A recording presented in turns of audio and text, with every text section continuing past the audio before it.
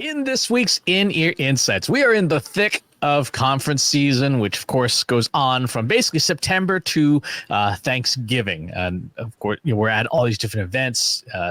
The next big one for Trust Insights is MarketingProfs B2B Forum. So Katie, I have a question for you, and I know what you're going to say. You're going to say immediately from the question is wrong because I'm leading with the technology, which is intentional, but I know it's wrong. How? Then why am I even here? Because I want to hear your answer to this question.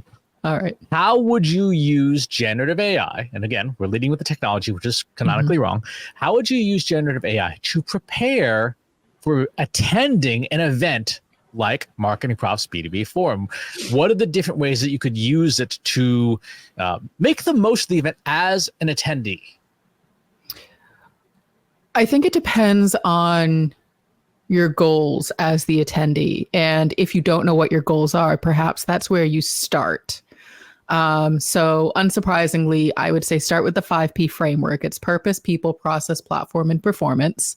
And so if you're attending a conference like MarketingProfs B2B, which happens to be in Boston this year, which is fantastic for you and I, Chris, because the travel is very light.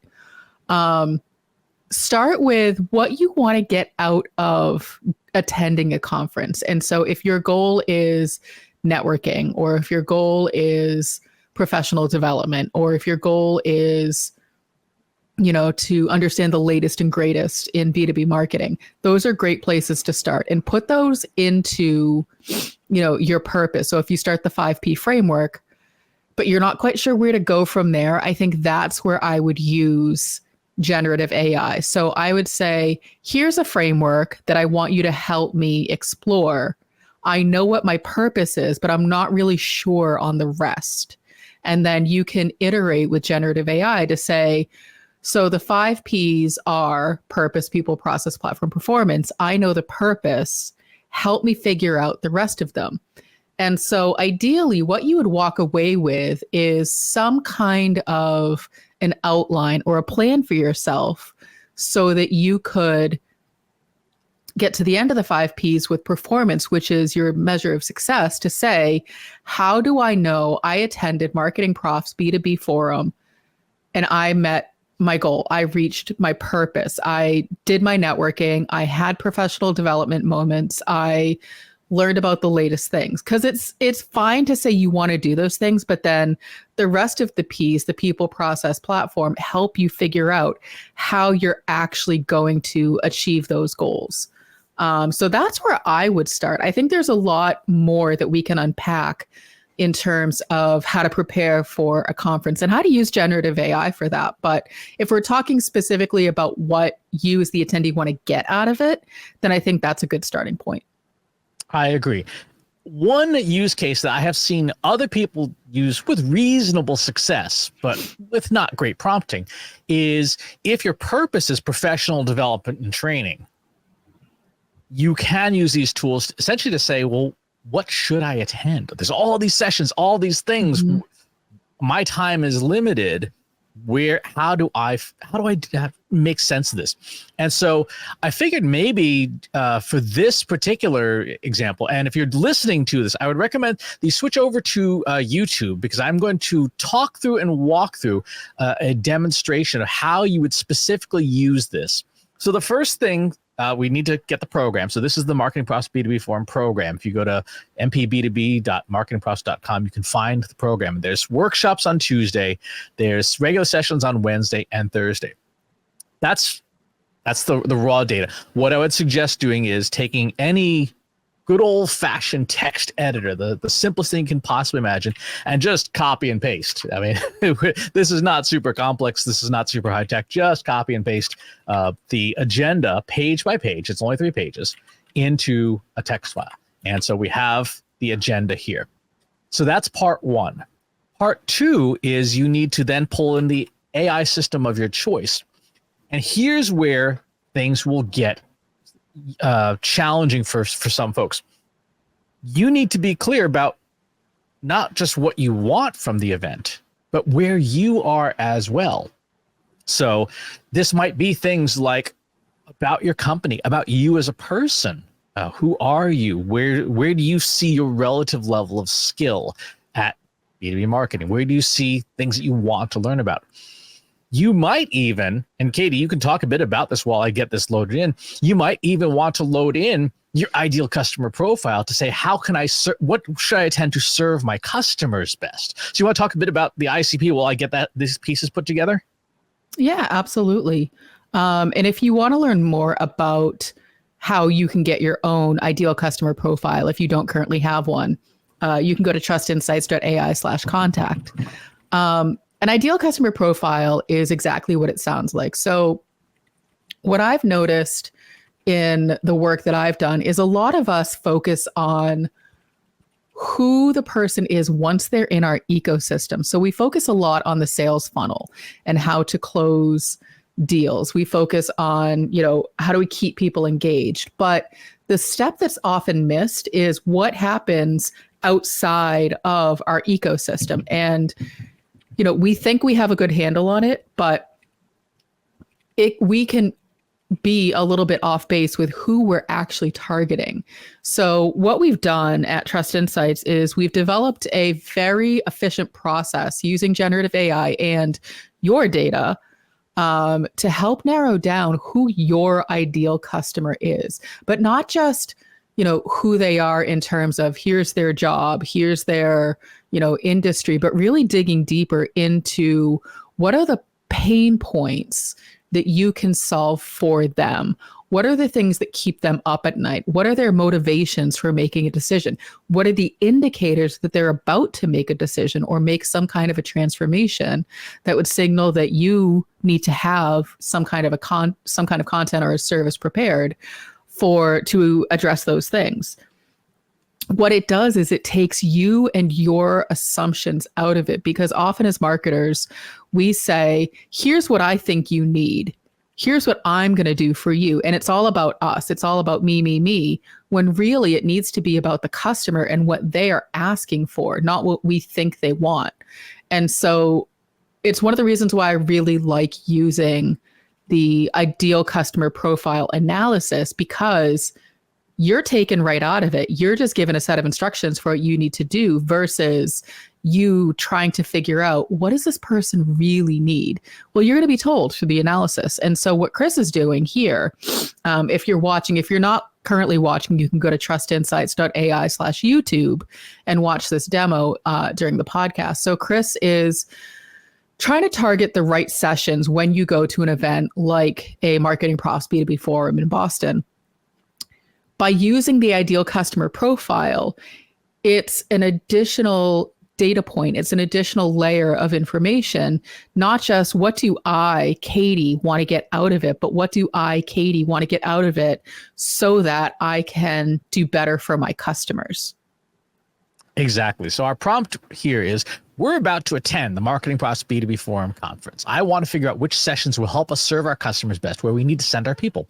First, I'll provide you with knowledge about us and knowledge about our ideal customer profile. And I ask it to let me know when it's ready. And then I upload 2 PDFs. The first PDF is the Trust Insights ICP. And the second is the Trust Insights, I call it a knowledge block. It's basically a comprehensive summary of who Trust Insights is as a company. We can talk another time or maybe on a live stream about how you would assemble these pieces, because ideally you would want to have these kinds of knowledge blocks stored up in the document management system of your choice so that you can just drop them in. You don't have to type this over and over again.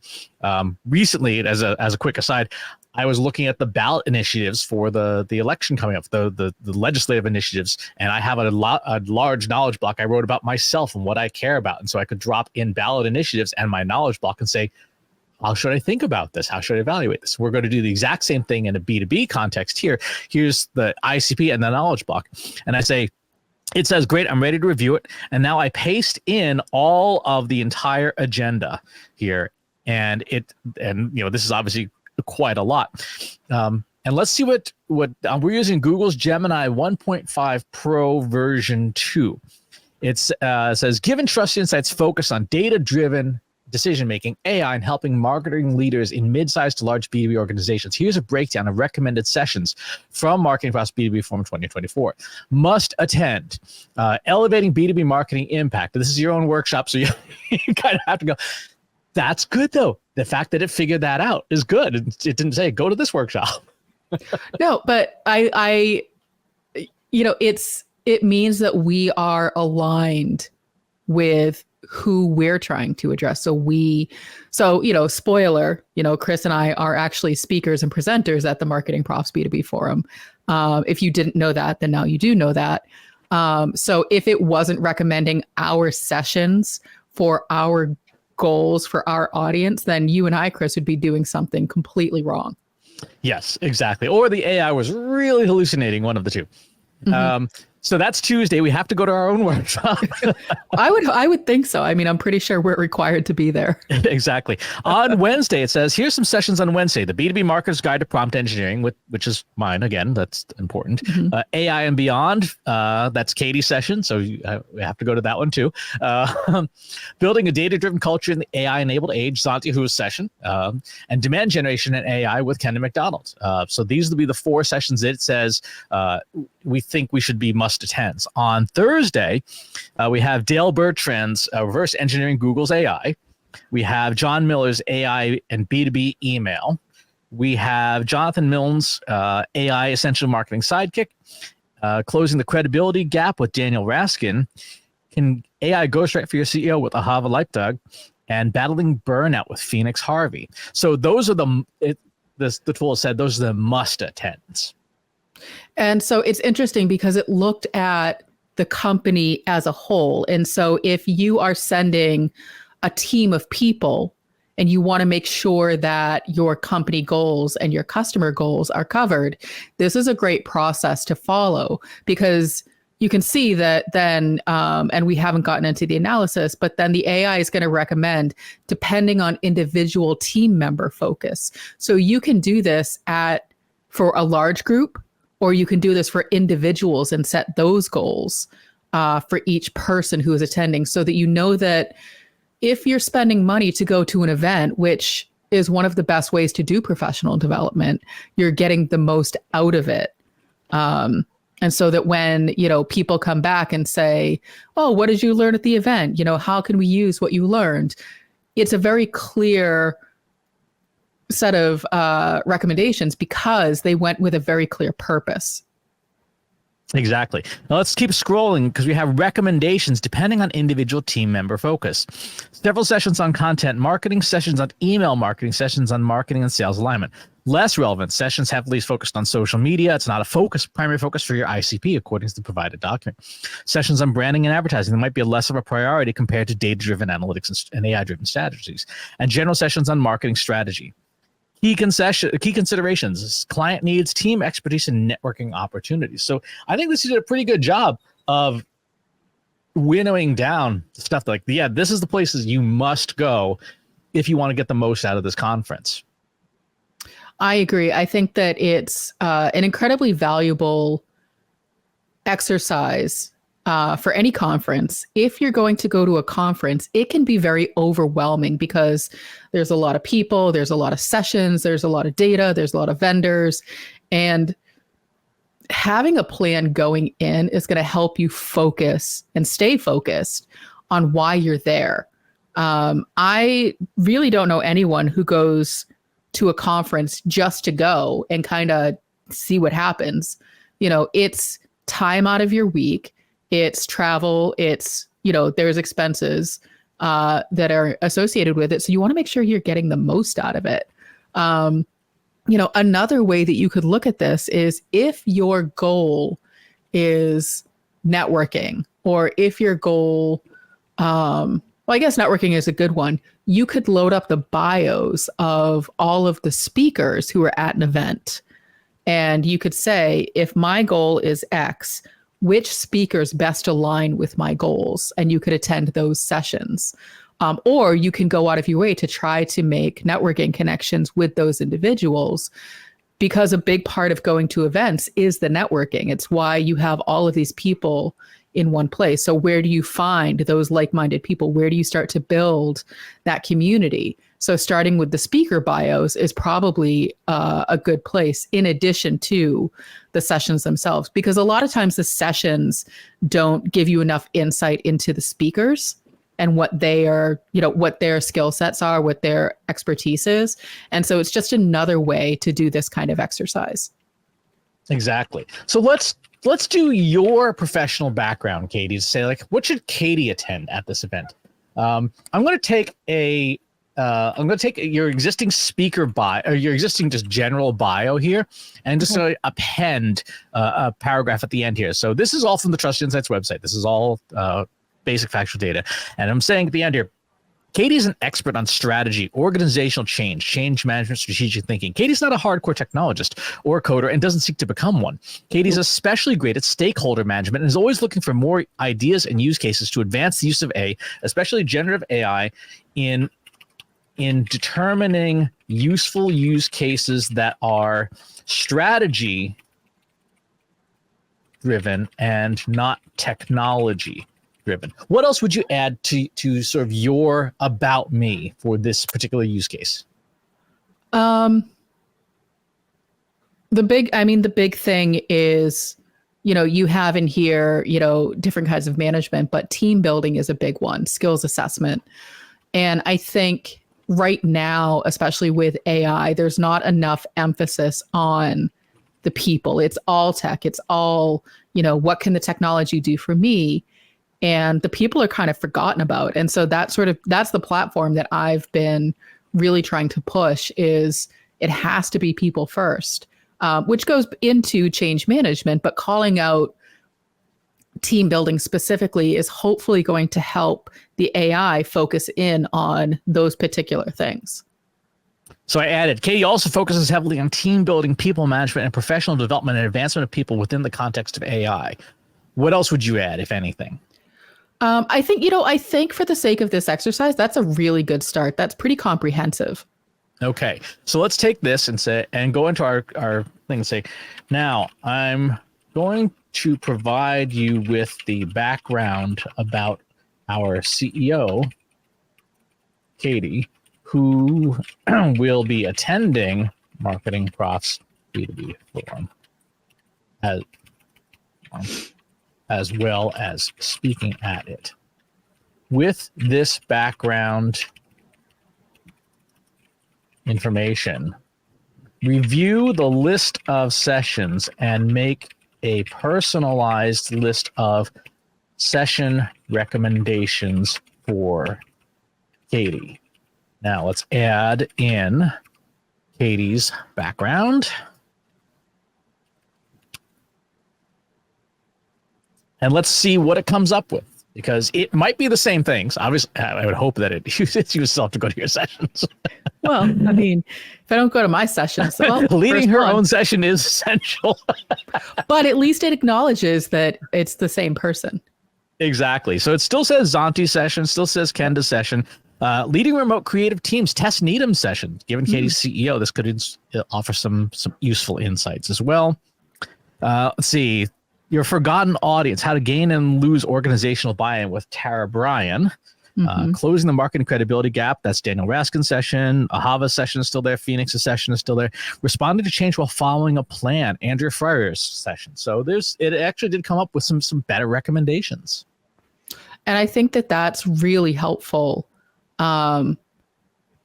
because as I mentioned, it can be really overwhelming. And so when I go to an event as a speaker, for better or for worse, I focus less on what other people are doing and what their sessions are.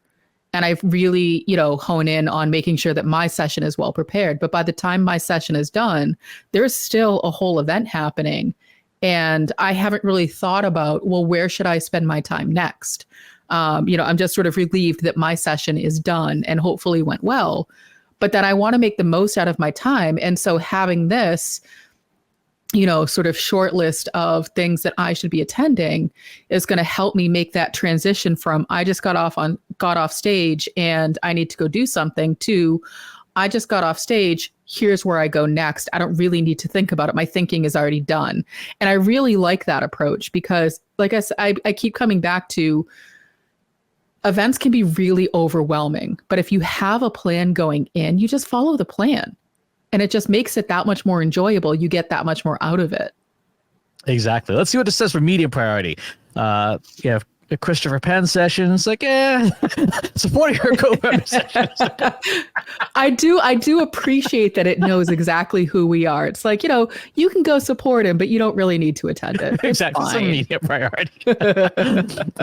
AI, your essential psychic, the Jonathan Milne session. The John Miller session is in the medium priority. Lower priority, again, social media, etc. Sessions targeted towards practitioners rather than leaders. Networking. Katie should prioritize networking events and opportunities to connect with attendees, especially CMOs and other events. So I think that's a nice call out to say, like, yeah, you might have more than one purpose in attending this event. I want to mention, that all of the sessions that have been curated for Marketing Profs are incredibly valuable for attendees. The sessions that it's mentioning here are the ones that are specific to me and my professional goals. And so if you do this exercise for yourself, your list is likely going to look different. My session might not even show up. Chris's session might not even show up, especially if the things that are lower priority for me are higher priority for you. So, a focus on SEO and social media and email marketing, those are going to be the things that are incredibly important to you. So my session might not be relevant at all, and that's okay. You need to go in making sure that you're getting out of it what makes sense for you.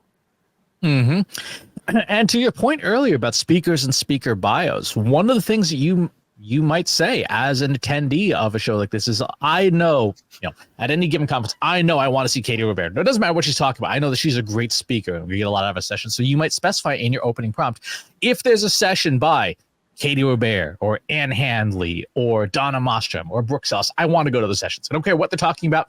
Those are priorities for me because those are speakers that I know and trust. Using these generative AI tools is a fantastic way to to herd the cats, if you will, to bring some order to the chaos, because you are investing a lot of time and money and personal energy showing up at these events. It would be unfortunate to miss easy opportunities for advancement because you weren't sure what to do when these tools exist to help us with those things. And again, if networking, for example, if you are going as a salesperson, networking is essential. You would say, okay, I need to prioritize every networking opportunity. Which sessions should I go to maybe to listen to attendee questions so that I can see where, how to tune my sales pitches. You might not care about the session content. You might care about the Q&A session parts.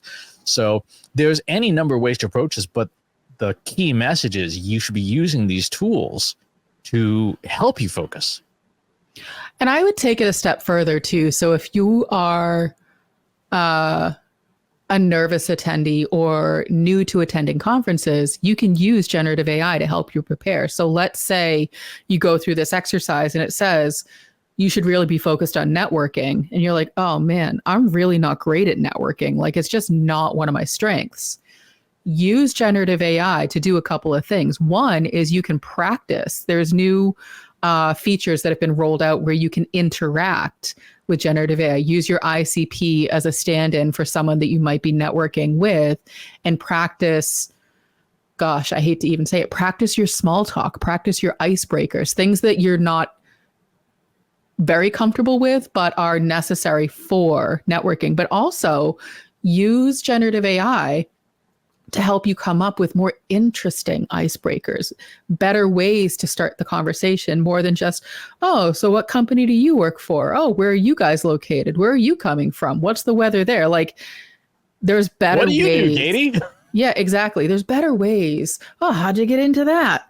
Like, that's not really helpful information, but it's what we all do as a standard conversation starter. So what are other conversation starters? Give it samples of your writing, give it samples of other people's writing that you really like, and say, help me come up with a list of networking conversation starters so I can get the most out of a conversation with someone like Chris Penn, maybe someone that, I've been wanting to talk to, but I don't know how to talk to. Like, what are the things that Chris talks about? What are the things that I want to know? Help me bridge that gap to figure out, if I have a moment to talk with someone like Chris Penn, how should I start that conversation other than, I've been reading your newsletter for 10 years and I really follow everything you do and I really liked and it just blew my mind. And then you walk away.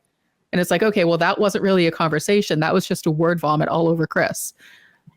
So like, how do you get better about having more confident about starting those conversations and getting what you need out of them? You could even go so far as to download the PDF version of someone's LinkedIn profile and have the tool maybe simulate. Maybe if you do subscribe to that person's newsletter or podcast, whatever, feed in a few issues or a few episodes and say, okay, I want you to simulate this person. Help me have a conversation with them of stuff that particularly, this is something that I wish more podcasts would do, is give me a list of questions that this person has not been asked, because that's going to create interesting conversations. One of the things that I love about the podcast, the show Hot Ones, besides watching people suffer eating hot sauce, is that they do a really good job of research and they ask questions that are highly unusual, deep cuts and stuff where it's not the same question over and over again that the interview subject has answered a million times. That applies to what you do when you approach an event. If there's that one person that you need to talk to, A, simulate them first, and B, figure out what question do they want to be asked that no one has asked them yet. Well, and to that, if you have questions, find out if they've already answered that question. So that way you yourself don't have to ask it again. Oh, Chris, how would you recommend I get into learning about AI? That's a question you probably get asked a lot, but have answered a lot as well. So if I'm someone who's like, oh, Chris Penn's going to be there, I can ask him. I highly recommend, and you can use generative AI, do that research first, because he's likely already answered that question a lot. And so you could say, hey, Chris, I know you've answered this question a lot. I really appreciated, the information you gave. I want to ask you, I want to build on that question and be like, okay, number one, it shows the person you've done your research. Number two, it's like, oh, okay, I don't have to answer that question again, but I can dig deeper. Probably I don't get the opportunity to do that in a podcast or an interview because the questions go by pretty quickly. But, someone like Chris has even deeper information. So doing that preparation up front before you go to an event where there's going to be a lot of networking and there's people you want to meet, you're going to get the most out of it. You're going to make those deeper connections. You're going to build stronger relationships because you're not just one of 100 people walking up to someone going, oh, so what do you do? Oh, where is that located? Oh, how long was your travel? Those aren't meaningful conversations. Katie, if your company was a fruit, what fruit would it be? Probably definitely a strawberry. Why a strawberry? Because they are really versatile. They're sweet, but they can also be a little bit tart. I would say majority of people really like it, but they're also not for everybody. And it happens to be my favorite fruit. So that's really all that matters. Fair enough. I would have answered pineapple. Oh, why pineapple? No. Because it's the only fruit that digests you when you digest it. We don't do that to people, though, so that's weird.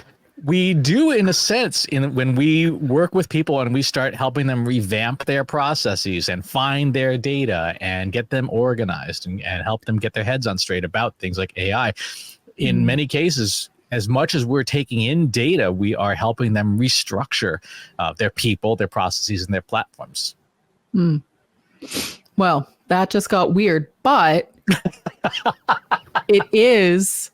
And it is a more interesting question to ask other than, so what do you guys do?